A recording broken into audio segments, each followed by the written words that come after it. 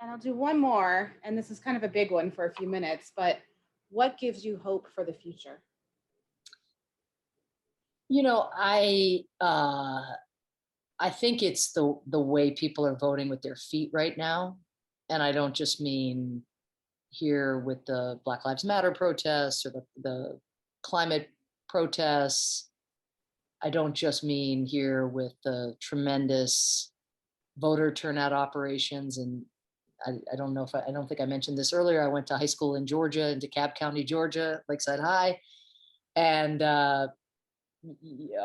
did not see this coming, right? Did not see that just the determined efforts of Stacey Abrams and her network. And, you know, I know she hates it when she gets referenced by name because her whole point is, right, it's got to be a people up, bottom up kind of grassroots effort. And that's what she and her team, you know, helped build. And so, but it's not just all of that, which is happening here and which we get to see and which culminated in Joe Biden, you know, getting elected and voter turnout of the kind we haven't seen in a really long time.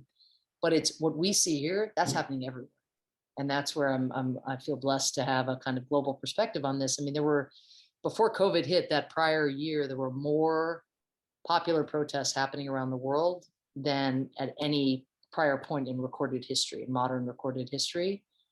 And, you know, some of that protest impulse can be naysaying and not have a constructive vision necessarily behind it, or it can, you know, some of that unrest has been channeled by some demagogues here and there. You might know a few.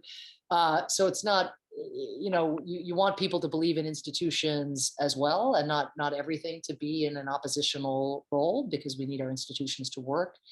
But there will be insufficient or no institutional reform at scale without that bottom-up ferment. And so I think that it's happening not just here, but everywhere is really important. I'm hoping it continues, even if I may not like it when I'm on the receiving end of it. And it's young people who are at the heart of it.